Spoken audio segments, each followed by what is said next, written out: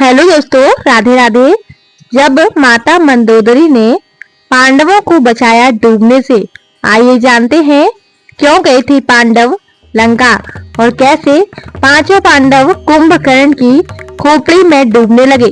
किसने बचाया पांडवों को डूबने से? क्या था आखिर खोपड़ी का रहस्य? यह कथा द्वापर युद्ध के अंतिम चरण की थी, जब महाभारत का युद्ध होने वाला था, जिसके चलते कौरव और पांडव अपनी अपनी सेना एकत्रित करने में लगे थे। कौरव और पांडव दोनों पक्ष को सेनाओं की आवश्यकता थी, इसलिए दोनों पक्ष अपने सगे संबंधियों या जानकारों को युद्ध के लिए आमंत्रण भेज रहे थे। एक दिन पांडव अपनी माता कुंती के पास गए, जहां उन्होंने चिंतित होते हुए कहा कि माता, यह युद्ध हम कैसे जीतेंगे, क्योंकि कौरवों के पास सेना की तादाद ज्यादा है। तभी माता कुंती पांडवों को सेना के लिए दक्षिण दिशा में जाने की बात कहती हैं, जहां पर मौजूद थी लंका। मंदोदरी से मिलने पहुंचे पांडव। पांचों पांडव माता कुंती से आज्ञा लेकर लंका के लिए निकल गए। रास्ते में उन्होंने भगवान शिव के दर्शन किए। लंका तक जाने का इकलौता मार्ग था राम सेतु, जो कि उस समय टूटा हुआ था। इसलिए लंका जाने के लिए उस क्षेत्र के लोग राम सेतु की मरम्मत किया करते थे। उसी सेतु के माध्यम से पांडव लंका पहुँचे। तब उन्होंने वहां बहुत कर माता मंदोदरी से भेंट की। माता मंदोदरी से मिलते ही पांडवों ने माता मंदोदरी को प्रणाम किया और कहा कि आर्यवर्त में अधर्म फैल चुका है। माता मंदोदरी से मांगी मदद, जिसके चलते हमें अपने सगे संबंधियों के साथ एक विशाल युद्ध में कूदना पड़ रहा है, जो धर्म के और अधर्म की डोर को समेटे हुआ है। हम अपनी माता कुंती के आदेश से ही यहाँ आए हैं और आपसे चाहते हैं कि आप अपनी विशाल सेना से महाभारत के युद्ध में हमारा समर्थन करें। तब मंदोदरी ने कहा कि लंका के राजा रावण पहले ही स्वर्ग सिधार चुके हैं। स्वर्ग और इंद्र को जीतने वाला मेरा पुत्र मेघनाद भी पहले ही वीरगति को प्राप्त हो चुका है। वहीं मेरे देवर विभीषण पहले ही खुद को भगवान को समर्पित कर चुके हैं। इसलिए हम आपकी ज्यादा सहायता नहीं कर सकते हैं, लेकिन हाँ, लंका के कुछ सैनिक जरूर आपको दे सकते हैं। लंका की सेना का साथ सुनकर युधिष्ठिर को खुशी हुई। वहीं रात होने की वजह से पांडवों ने लंका में ही निवास किया। पांचों पांडव स्नान के लिए खोजने लगे सरोवर। सुबह मंदोदरी ने पांचों पांडवों को स्नान के लिए भेजा। पांचों पांडव स्नान के लिए सरोवर की तलाश में निकल पड़े। तभी उन्हें एक सरोवर दिखा, लेकिन आपको बता दे कि वो सरोवर नहीं बल्कि कुंभकर्ण की खोपड़ी थी। जैसे ही पांचों पांडव स्नान के लिए खोपड़ी में उतरे तो पांचों उस सरोवर में डूबने लगे। उन्हें कुछ समझ नहीं आ रहा था कि आखिरकार उनके साथ ऐसा क्यों हो रहा है।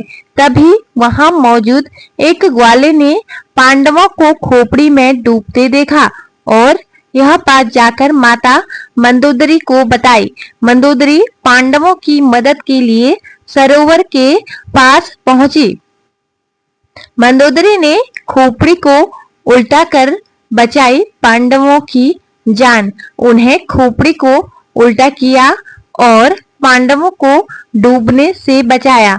पांडवों ने माता मंदोदरी से पूछा कि आपने सरोवर को कैसे उल्टाया। तभी माता मंदोदरी बताती हैं कि सरोवर नहीं बल्कि मेरे देवर कुंभकर्ण की खोपड़ी है। यह सब सुनते ही पांचों पांडव एक पल के लिए हैरान रह गए। इसी के साथ माता मंदोदरी ने पांडवों को रावण की कथा भी सुनाई कि वे कैसे वो अधर्म के मार्ग पर चलते हुए भगवान श्री राम के हाथों मारे गए। मंदोदरी ने पांडवों को कहा कि अगर तुम धर्म के साथ हो तो निश्चय ही जीत तुम्हारी ही होगी। तुम्हारी सेना बड़ी हो या छोटी, उससे कोई भी फर्क नहीं पड़ता। और इस तरह पांचों पांडवों को माता मंदोदरी से एक सीख मिली। पांडवों के कुंभकर्ण की खोपड़ी में डूबने की कहानी रामायण में नहीं है, यह कहानी महाभारत से जुड़ी है। इसमें पांडव कुंभकर्ण की खोपड़ी में नहीं बल्कि अश्वत्थामा द्वारा मारे गए थे, जब उसने पांडवों के शिविर पर हमला किया था। रामायण में कुंभकर्ण रावण का भाई था, जो एक शक्तिशाली राक्षस था। भगवान राम ने उससे युद्ध किया था और उसका वध किया था। महाभारत में अश्वत्थामा दुर्योधन की मृत्यु के बाद पांडवों को मारने के लिए भेजा गया। अश्वत्थामा ने पांडवों के शिविर पर रात में हमला किया और वहां मौजूद पांडवों और उनके बच्चों को मार डाला। इसलिए कुंभकर्ण की खोपड़ी में पांडवों के डूबने की कहानी रामायण में नहीं बल्कि महाभारत से जुड़ी है और यह अश्वत्थामा द्वारा पांडवों के शिविर पर हमले के बाद की कहानी है। यह भी ध्यान रखना महत्वपूर्ण है कि पांडव रामायण में नहीं है बल्कि महाभारत में प्रमुख पात्र हैं। दुर्योधन नए सेनापति अश्वत्थामा को आदेश देता है कि वह पांडवों को मार डाले और उनके सिर लेकर आए। अश्वत्थामा के चले जाने के बाद दुर्योधन की मृत्यु हो जाती है और साथ ही संजय अपनी दिव्य दृष्टि खो देता है। धृतराष्ट्र को बहुत दुख होता है। वह जानता है कि उसने दुर्योधन को अपनी महत्वाकांक्षा का जहर पिलाया था, जिसके परिणाम स्वरूप युद्ध हुआ। ये कुछ पात्र हैं जो रामायण और महाभारत दोनों में प्रासंगिक हैं। और भी हो सकते हैं जिनका शायद मुझे ज्ञान ना हो, उसके लिए क्षमा करें और जरूर बतलाएं। मैंने उन्हें इसी क्रम में लिखने की कोशिश की है जिसमें वो दोनों काल में आए थे। श्री परशुराम जी रामायण में सीता स्वयंवर और महाभारत में श्री कृष्ण के गुरु संदीपनी आश्रम छोड़ने के वक्त श्री कृष्ण को अपना सुदर्शन चक्र सौंपते हुए जामवंत श्री राम के साथ युद्ध में थे और उन्हें वरदान दिया था कि द्वापर युग में वो पुनः उन्हें दर्शन देंगे।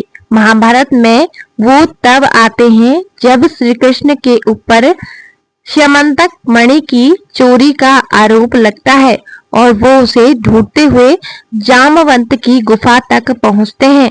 18 दिन तक उनका युद्ध चलता है और जामवंत जी को समझ में आता है कि ये कोई और नहीं बल्कि उनके ही श्री प्रभु राम हैं और जो कृष्ण बनकर इस युग में वापस आए हैं।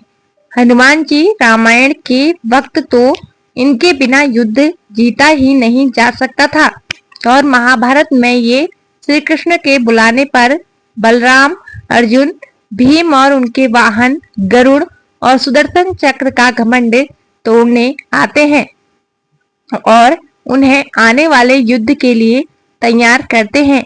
विभीषण युद्ध खत्म होने के बाद यज्ञ के वक्त सहदेव से इनका परिचय हुआ था, लंका नरेश के रूप में। हालांकि इनका ज्यादा उल्लेख नहीं मिलता है महाभारत में। तो दोस्तों, आपको यह कथा कैसी लगी, जानकारी कैसी लगी, कमेंट करके जरूर बताएं और हमारे चैनल को सब्सक्राइब जरूर करें। धन्यवाद। जय श्री कृष्ण, जय माता दी।